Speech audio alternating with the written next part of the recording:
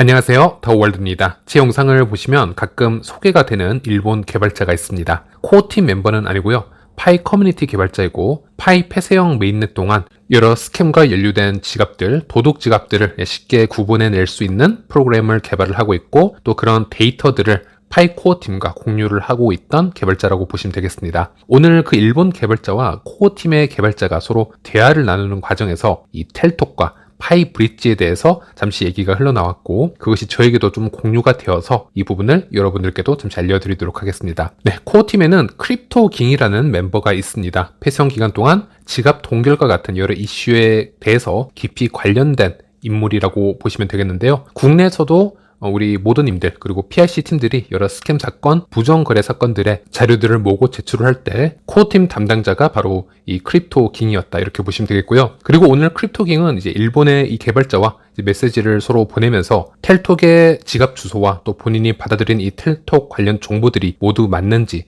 참고 자료 등을 일본 개발자를 통해서 다시 확인해 가는 메시지를 서로 주고받았고요. 그 이후로는 이 텔톡이 의심 거래가 상당히 많이 있기 때문에 코어팀에서 앞으로 텔톡 주소를 모니터링을 할 계획이다. 그래서 이제 이런 대화가 나왔던 것으로 보입니다. 채팅을 잠시 보여드리자면 일본 개발자가 저에게 보내준 채팅 내용인데요. 이 지갑 주소가 텔톡 주소가 맞느냐? 왜냐하면 코어팀의 크립토깅이 지금 나에게 여러 질문을 하고 있다. 이렇게 얘기를 하고 있고요. 그래서 저도 다시 한번 확인을 시켜 주었고요. 텔톡 공식 X 계정에 이미 본인들이 이 주소가 본인들의 이 지갑 주소임을 밝힌 상태였고 또 수많은 의심 거래 정황이 있는 링크를 보내주면서 이것을 살펴보면 텔톡 주소가 연관이 되어 있다는 것을 또 확인할 수 있다. 그래서 증거나 어떤 거래들을 참고할 만한 링크들도 제가 공유를 해 주었습니다. 또 한 가지 간단하게 얻은 정보로는 코어팀에서 이 파이 브릿지 또한 모니터링을 시작하고 있다. 이렇게 얘기를 해 주었는데요. 그 얘기는 파이 브릿지 또한 지금 현재 안전한 상태는 아니다. 여러 의심스러운 거래들이 지금 보여지고 있기 때문에 코어팀이 지금 모니터링을 시작하였다. 이렇게 추측을 해볼 수 있겠습니다. 일단 그 전에 이 파이 생태계에 새로 지금 오신 분들, 혹시 모르시는 분들이 있으실 것 같아서 짧게 이 폐쇄형 메인넷 세계를 다시 설명을 해드리자면 현재 폐쇄형 메인넷은 이 노드가 코어팀에 의해서만 운영이 되고 있기 때문에 상당히 중앙화된 생태계라고 보시면 되겠습니다. 탈중앙화를 가기 전에 강력한 생태계 구축을 하기 위해서 중앙화라는 단계를 거치는 아주 특이한 구조를 가지고 있는데요. 그래서 이 폐쇄형 기간에는 코어팀이 허용을 한 정상적인 P2P 거래들만 허용이 되고요. 파이 생태계를 위협할 수 있는 투기적인 거래들, 특히 현금이나 타 코인들과 파이 코인을 거래하는 경우에는 규정 위반으로 분류가 되어서 코어팀의 결정에 의해서 지갑 동결과 같은 그런 페널티를 받을 수도 있는 기간입니다. 그래서 자세한 부분은 시간이 나실 때 파이백스를 한번 정독해 보시는 것을 추천드리고 그러면 왜 파이가 폐쇄형 생태계를 거쳐야 하는지 그리고 이 중앙화된 시기가 파이에게 왜 중요한지를 아마 이해하실 수 있을 거라 봅니다. 다시 텔톡으로 돌아가서요. 작년 3분기부터 제가 이 텔톡 지갑에 대해서 지속적으로 데이터 위주의 분석을 해드렸고 지난 영상에서도 중국의 현재 상황을 말씀드리면서 텔톡 지갑을 다시 언급을 해드린 적이 있었는데 현재 이 파이 생태계에서 텔톡 지갑의 밸런스 양은 파이 생태계 전체 1위입니다. 가장 큰 고래 지갑이라고 보시면 되겠고요. 더 중요한 건 밸런스 순위가 1위라는 것보다 이 밸런스의 상승 속도가 너무 빠르다라는 겁니다. 이 텔톡의 밸런스를 블록체인 익스플로어에서 확인을 해보시면 약 2,400만을 돌파한 것을 볼 수 있는데요. 거의 매주 체크를 해보시면 밸런스의 증가 추세가 매우 가파르다라는 것을 느끼실 수 있을 겁니다. 작년 10월에 제가 X에다가 포스팅을 한 게 있는데 이걸 보여드리겠습니다. 당시 텔톡의 밸런스가 약 1,400만 파이에 도달을 하였고 파이 생태계에 오랫동안 지갑 파이 보유량 1위를 담당하였던 파이챗몰 밸런스 수준과 거의 같아진 순간에 제가 캡처를 하였는데요. 당시 텔톡 지갑에서 받고 보낸 이 거래 내역을 보내면 상당히 의심스러운 거래들이 많았습니다. 어떤 한 지갑으로부터는 짧은 시간 안에 255분에 걸쳐서 약 240만 이상의 파이코인을 받아내기도 했었고요. 그리고 그 정도의 파이코인이 이동을 하려면 트랜잭션 양도 어마어마해야겠죠. 한 번 전송을 하는데 9,999파이나 8,888파이와 같은 대량의 파이코인이 중복적으로 계속 움직이는 것을 확인할 수 있었습니다. 그래서 온체인 데이터 상에서 이렇게 이런 거래들이 부정한 방법으로 이루어지는 거래 거래인지 아니면 정당한 방법으로 이루어지는 거래인지 구분해내기가 쉽지는 않다 하지만 장기적으로 이런 거래가 지속될 경우 코어팀에서 이런 변화량을 그냥 놔둘 것인가, 방치를 할 것인가, 아니면 어떤 조치를 취할 것인가 지켜볼 필요가 있다라고 말씀을 드렸고요. 그게 아니라면 이 텔톡 프로젝트에서 이런 거래들이 어떻게 이렇게 가능할 수 있는지 커뮤니티에게 공유가 되어야 되고 모두가 이해할 수 있어야 된다, 이렇게도 말씀을 드렸습니다. 그리고 폐쇄형 기간에 이런 조치가 공개적으로 일어난 적이 있었는지 한번 우리가 추적을 해볼 필요가 있겠는데요. 그러기 위해서는 2022년으로 돌아가 보도록 하겠습니다. 예전에 마이파이라는 프로젝트가 코어팀에 의해서 제재당하는 일이 있었습니다. 당시 마이파이는 약 15만 정도의 파이코인을 메인넷 지갑에 보유를 하고 있었고, 당시 제가 영상으로 공유를 해드렸는데 날짜가 2022년 8월이었기 때문에 엄청난 보유량이라고 보시면 되겠습니다. 거의 폐쇄형 메인넷 초기 단계라고 보시면 되겠고, 당시 마이파이 측에서 스스로 본인들 지갑이 동결이 되어서 사용이 불가능해졌다, 이런 장면들을 우리들에게 라이브로 다 보여주었습니다. 지갑에서 코인을 전송을 하려고 하면은 전송이 더 이상 되지 않는 모습을 직접 인증을 해주었고, 또 마이파이 측에서는 코어팀에서 엄격하게 현재 관리를 하고 있으니 앞으로 절대 부정한 방법으로 파이코인을 현금이나 타코인으로 거래하지 말 것을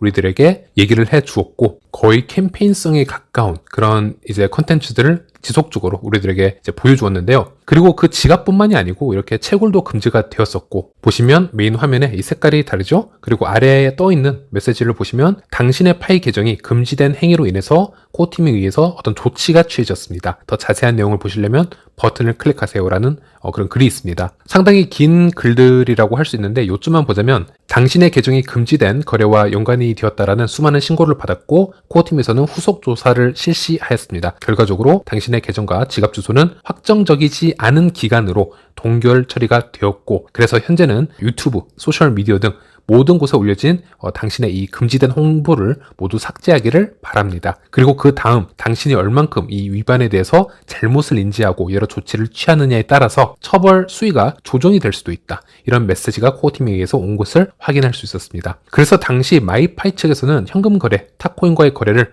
온라인상에서 홍보를 해왔던 상태였기 때문에 이제 모든 컨텐츠가 삭제가 되고 잘못을 인정하고 이제 캠페인성 이 영상을 우리들에게 보여주었던 것인데요. 텔톡에도 충분히 일어날 수 있는 일이라고 생각할 수 있겠습니다. 그런데 만약 코어팀에서 모니터링을 해보았는데 텔톡 같은 경우는 증거가 불충분하다거나 아니면 텔톡의 프로젝트가 나름대로 정당한 선에서 거래가 되고 있었다면 마이파이와는 다르게 또 아무런 일이 일어나지 않을 수도 있다. 이 부분 한번 지켜보시면 될 것 같습니다. 그리고 혹시나 드리는 말씀이지만 텔톡 생태계에 참여를 하시기 위해서 현재 관심을 가지시는 분들이 제 주변에 꽤 있으시고 많은 질문을 주시는데, 저는 일단 오픈 메인넷이 나오기 전까지는 이렇게 불투명하게 운영이 되는 프로젝트에는 참여를 하지 않을 것을 저는 추천을 드리고 있습니다. 그리고 좀 언급을 해드린 것처럼 코어팀이 지금 모니터링을 하기로 지금 계획을 했기 때문에 여러분들은 이런 프로젝트와는 일단 거리를 좀 더 두고 여러 거래를 하셔야 된다는 것 꼭 말씀을 드리고 싶었습니다. 그리고 또 하나는 코어팀이 지금 눈여겨보도록 하겠다, 모니터링을 해보겠다 하는 프로젝트가 바로 이 파이 브릿지 프로젝트입니다. 이 프로젝트도 제 채널에서는 수차례 브릿지 프로젝트는 신뢰를 하지 않는 것이 유리하다, 그리고 현재 보았을 때는 이 파이 브릿지는 매우 리스크가 큰 프로젝트 중 하나이다, 수차례 말씀을 드렸었는데요. 그 이후로는 대부분의 암호화폐의 이 해킹 사건이나 큰 먹튀 사건은 브릿지에서 많이 나오게 됩니다. 그만큼 보안이 취약한 부분도 바로 이 브릿지고요. 우리가 개발자의 양심을 믿고 큰 자금의 이동을 좀 막게 하는 것도 브릿지라고 할 수 있기 때문에 철저하게 검토가 되거나 검증이 되지 않은 브릿지에 우리의 자금을 맡기는 것 자체가 상당히 리스크가 크다, 이렇게 말씀을 드렸고요. 그리고 초반에 어떤 사고가 나지 않아서 더 큰 자금들이 이 브릿지에 누적이 되다가 후반에 한 번에 이제 해킹이 되거나 어떤 먹튀 사건이 터지게 되면 해당 프로젝트에서 더 큰 충격을 받게 되는데, 바로 그 대표적인 케이스가 엑시 인피니티의 사이드 체인인 이 로닌 브릿지 사건이라고 보시면 되겠습니다. 엑시는 이 필리핀의 국민 NFT 게임으로 크게 성장을 하였고 이제 엄청나게 수요가 늘어나서 이제 그 처리를 도와주는 사이드 체인이 생겨났고요. 그 체인을 서로 이어주는 게 바로 로닌 브릿지였는데요. 크립토 역사상 최대 규모의 해킹이 바로 여기서 발생하였습니다. 약 7천억 이상의 규모라고 보시면 되겠고, 그리고 운영자는 사고 발생일 후 6일 동안 이 사태를 또 모르고 지나치는 사건이 있었습니다. 또 로닌 브릿지 말고도 수많은 브릿지에서 해킹 사고가 한 번씩 다 있었지만 특히나 로닌 같은 경우에는 규모가 매우 컸었고요. 엑시는 이 생태계의 한계성, 그리고 크립토 시장이 약세장으로 들어서면서 가격이 점차 하락하였고, 동시적으로 이런 브릿지 해킹 사건, 악재가 터짐으로써 이제 완벽히 주저앉는 모습을 보여주었는데, 그래서 파이 네트워크도 초반에는 매우 조심할 필요가 있겠습니다. 그래서 초반에 파이 브릿지가 처음에 출시를 할 때 미디어 여기저기에 이제 광고를 하였지만 저도 꼼꼼히 한번 살펴보았는데요. 이 파이 브릿지의 개발자가 누구인지 또 정확하게 어떤 알고리즘으로 이 브릿지를 가동하는지 초반에 매우 불분명하게 홍보가 되었었고 초반에 문제가 터지지 않고 후반으로 갈수록 이 파이 거래량을 쌓아가는 것이 파이 생태계는 더 큰 리스크를 가져올 수도 있다. 이렇게도 말씀을 드렸습니다. 어쨌든 그 이상 움직임들이 지속적으로 발견이 되었기 때문에 일단 코어팀의 레이더망에 다시 들어온 것이고 오늘 아침에 코어팀에서 이 프로젝트 또한 유심히 모니터링 해보겠다. 이런 얘기가 들어온 것이죠. 그래서 여러분 현재 상황에서는 파이 브릿지 또한 거래를 최대한 두시고 거래를 하셔야 될 것 같습니다. 그리고 또 마지막으로 제가 드리고 싶은 말씀은 이제 이런 얘기가 나오게 되면 사람들이 생태계 활동을 하는데 좀 얼어붙을 수가 있습니다. 근데 지나치게 이런 분위기를 내세워서 가짜 동결 이미지 짤들이 커뮤니티에 마구잡이로 공유가 되는 그런 부작용도 있습니다. 예를 들어 이런 동결 이미지 샷은 우리가 쉽게 온라인에서 좀 봐왔던 짤인데요. 이런 이미지 샷은 코어팀의 크립토긴 같은 경우 이미 조작된 이미지라고 다 확인을 해 주었습니다. 과거에 코어팀에서 동결을 진행한 사례는 있었지만 이런 이미지는 본인들이 한 것이 아니다. 즉 조작된 것이다. 이런 얘기를 다 해주었고 또 커뮤니티에서 아주 대량의 동결이 이루어질 수도 있다. 이런 과도한 루머가 발생한 데에서는 또 코어팀의 크립토긴이 현실적인 좀 답변을 해주기도 했었는데요. 이런 얘기를 했습니다. 물론 폐쇄형 기간 동안 우리가 그런 거래들을 추적할 방법은 있지만 파이오니어들이 코어팀의 멤버들이 모두 개발을 우선시하지 않고 이런 계정 추적에만 지금 시간을 투자하고 있다면 파이오니어들은 아마 기뻐하지는 않을 것이다. 이런 현실적인 지금 딜레마와 상황을 언급을 해주기도 했었습니다. 그래서 이런 부분을 잘 판단을 하셔서 스스로 정당한 거래를 해왔음에도 불구하고 너무 필요 이상으로 얼어붙으실 필요는 없고요. 본인이 생각을 해보았을 때 규정 안에서 정상 거래를 해왔다면 크게 문제가 되지 않을 것 같습니다. 네, 이번 영상은 여기까지고요. 다음 시간에 다시 찾아뵙도록 하겠습니다. 시청해주셔서 감사합니다.